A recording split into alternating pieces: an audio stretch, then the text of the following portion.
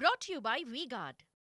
સમાચાર રાજકોટમાંથી કે જ્યાં ટીઆરપી ગેમ ઝોન અગ્નિકાંડમાં વધુ એક ખુલાસો થયો છે। વર્તમાન પીઆઈ ડીએમ હિરપરાએ લાયસન્સ ઇસ્યુ કર્યું હતું। ટીવી9 પાસે લાયસન્સની કોપી સહિત પુરાવા છે જે આપને ટીવી સ્ક્રીન પર બતાવી રહ્યા છે। ટીઆરપી ગેમ ઝોનના સંચાલક ધવલ ઠક્કરે 1 જાન્યુઆરીએ રિન્યુ અરજી કરી હતી। પીઆઈ હિરપરાએ રિન્યુ કરી આપ્યું હતું લાયસન્સ। ધવલ કોર્પોરેશન નામે આ લાયસન્સ ઇસ્યુ થયું હતું। પીઆઈ હિરપરા સામે પગલાં ન લેવાતા હવે અનેક સવાલો ઊભા થઈ રહ્યા છે। હજુ પણ તાલુકા પોલીસ સ્ટેશનમાં ફરજ બજાવી રહ્યા છે પીઆઈ હિરપરા।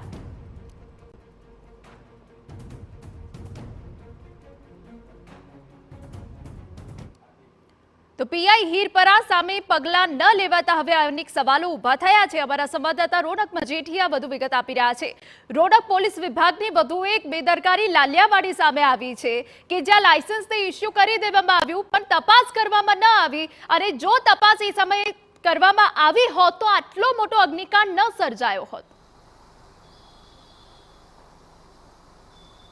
હિના, જ્યારથી આ ટીઆરપી ગેમ ઝોનની ઘટના બનીને જ્યારથી તપાસ ચાલી રહી છે ત્યારથી એક બાદ એક નવા ખુલાસાઓ છે થઈ રહ્યા છે ને ક્યાંક ને ક્યાંક તમામ વિભાગોની કામગીરી છે તે પણ શંકાના દાયરામાં હેઠળ આવી રહી છે। આ ટીઆરપી ગેમ ઝોન જે ચાલી રહ્યું હતું તે ઘણા ડિપાર્ટમેન્ટની અંદર આવતું હતું, જેમ કે માર્ગ એન્ડ મકાન વિભાગ છે, મનપાની ટીપીઓ શાખા છે, ફાયર વિભાગ છે અને પોલીસ વિભાગ છે। આ તમામ વિભાગે પોતાની કામગીરી યોગ્ય રીતે નથી કરી, એટલે જ એટલો મોટો જે અગ્નિકાંડ છે તે સર્જાયો। જો એક પણ વિભાગે પોતાની કામગીરી નિષ્ઠાથી કરી હોત તો આ ટીઆરપી ગેમ ઝોનના માલિકો છે ટીઆરપી ગેમ ઝોન સામે કાર્યવાહી થઈ હોત અને આ ટીઆરપી ગેમ અગ્નિકાંડ છે તે કદાચ ન સર્જાયો હોત અને 27 લોકો હોય છે કદાચ પોતાના જીવ ન ગુમાવ્યા હોત। અત્યારે જે વિગત સામે આવી રહી છે કે તે મુજબ જે ટિકિટ બુકિંગનું જે લાયસન્સ છે તે પોલીસ વિભાગમાંથી કઢાવવાનું હોય છે ને દર વર્ષે તે લાયસન્સ છે તે રિન્યુ કરાવવાનું હોય છે। તો 2021માં, 2022માં, 2023માં, 2024માં તમામ વર્ષે અલગ અલગ પીઆઈ દ્વારા આ લાયસન્સને છે તે રિન્યુ કરવા માટેનો અભિપ્રાય છે તે પોલીસ વિભાગની લાયસન્સ શાખામાં આપવામાં આવ્યો હતો। આની પહેલાં જે પીઆઈઓ હતા જેમના દ્વારા રિન્યુ કરવામાં આવ્યું હતું, વીઆર પટેલ છે, એનઆઈ રાઠોડ છે, તેમની પૂછપરછ કરવામાં આવી હતી। ત્યારબાદ જે પીઆઈ ધોળા છે ને પીઆઈ વણઝારા છે તેમની પણ બોલાવીને પૂછપરછ કરવામાં આવી હતી, પરંતુ કોઈ પણ સામે કાર્યવાહી છે તે નથી કરવામાં આવતી, માત્ર પૂછપરછો થાય છે। અન્ય વિભાગના જો આરએમસીની વાત કરવામાં આવે, માર્ગ એન્ડ મકાન વિભાગની વાત કરવામાં આવે, તમામ વિભાગમાં જેની અંડરમાં આવે છે તમામને સસ્પેન્ડ કરી દેવામાં આવે છે, પરંતુ કેમ પોલીસ વિભાગમાં હજી સુધી કોઈ પણ સામે ફરિયાદ નથી નોંધાઈ, કોઈ પણની કેમ ધરપકડ નથી થઈ, એફઆઈઆર પણ નથી નોંધાઈ, માત્ર પૂછપરછો જે કરવામાં આવે છે।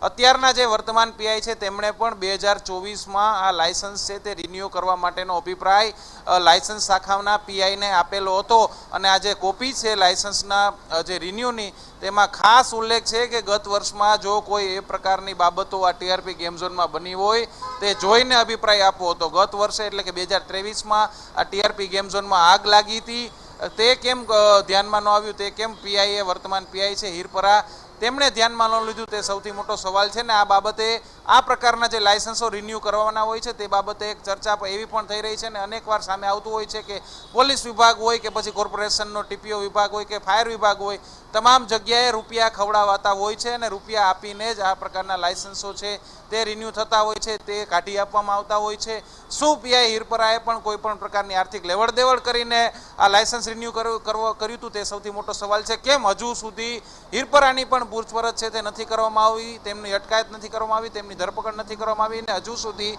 એક પણ પોલીસ કર્મી સામે એફઆઈઆર નથી થઈ। જે રીતે તમે વિગતો આપી રહ્યા છો, હવે પીઆઈ સામે પગલાં લેવાશે કે નહીં તેના પર નજર રહેશે।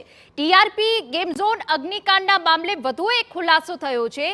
ટીઆરપી ગેમ ઝોનનું સ્ટ્રક્ચર બનાવવામાં મુખ્ય રોલ રાહુલ રાઠોડ હોવાનું સામે આવ્યું છે। જી હા, રાહુલ રાઠોડ અને તેનો પરિવાર ફેબ્રિકેશનના વ્યવસાય સાથે જોડાયેલો છે।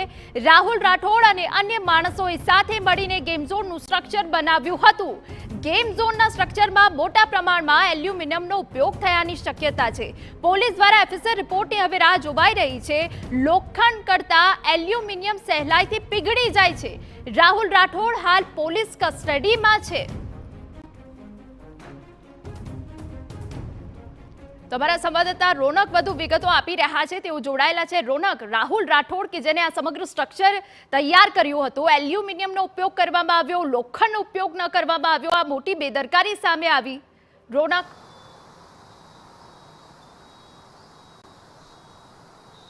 એના અત્યાર સુધી આ ટીઆરપી ગેમ ઝોન અગ્નિકાંડ થયો તેના 6 જેટલા માલિકોના એફઆઈઆરમાં નામ હતા, તેમાંથી 5 જેટલા માલિકોની ધરપકડ કરવામાં આવી છે. તેમાં યુવરાજસિંહ સોલંકી છે, કિરીટસિંહ જાડેજા છે, ધવલ ઠક્કર છે અને રાહુલ રાઠોડ છે. આ તમામ લોકોની ધરપકડ છે તે અત્યારે કરી લેવામાં આવી છે. અને તેમાં અલગ અલગ લોકો છે, તેના અલગ અલગ રોલ હતા.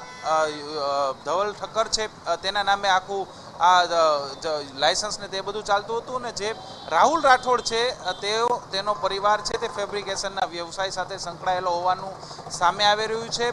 તેમના કાકા છે જે વેલ્ડિંગ કામ કરી રહ્યા હતા, તેમને પણ પૂછપરછ કરવા માટે બોલાવવામાં આવ્યા હતા. અને અત્યારે આખો પરિવાર છે તે ફેબ્રિકેશનના વ્યવસાય સાથે સંકળાયેલો હોવાની વાત છે તે સામે આવી રહી છે. અને સૌથી મોટી વાત સૂત્રો તરફથી એ સામે આવી રહી છે કે આ ટીઆરપી ગેમ ઝોન આખો ખડકાયો. કોઈ પણ પ્રકારનું પાકું બાંધકામ હતું, કોન્ક્રીટનું કોઈ પણ પ્રકારનું બાંધકામ નહોતું, માત્ર એક સ્ટ્રક્ચર છે તે ઊભું કરવામાં આવ્યું હતું. ને તેમાં એલ્યુમિનિયમનો ઉપયોગ કરવાની વાત છે તે અત્યારે સૂત્રો તરફથી સામે આવી રહી છે. ને અત્યારે જે વાત મળી રહી છે તે મુજબ એલ્યુમિનિયમ ધાતુ છે તે લોખંડ કરતાં જલ્દી છે તે પીગળી જાય છે. ને એટલે જ આ આગ છે તેણે આટલું વિકરાળ સ્વરૂપ ધારણ કરી લીધું. ને આખું ટીઆરપી ગેમ ઝોન છે તેનું સ્ટ્રક્ચર છે તે બળીને ખાખ થઈ ગયું. તે બળીને પળવારમાં આખું ટીઆરપી ગેમ ઝોન છે તે બળી ગયું. એટલે હવે પોલીસ દ્વારા એફએસએલ રિપોર્ટની રાહ છે તે જોવાઈ રહી છે. ને એફએસએલ રિપોર્ટ આવ્યા બાદ એ ઉપર પણ કાર્યવાહી કરવામાં આવશે કે કેમ આ લોખંડની ધાતુનો ઉપયોગ ન કરવામાં આવ્યો, કેમ એલ્યુમિનિયમનો ઉપયોગ કરવામાં આવ્યો, તે સૌથી મોટો સવાલ છે.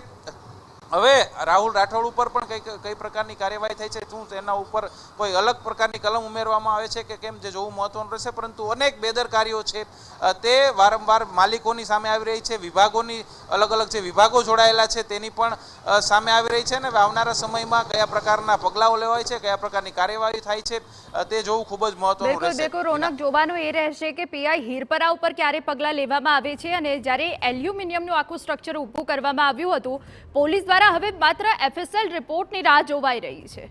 Brought to you by V-Guard.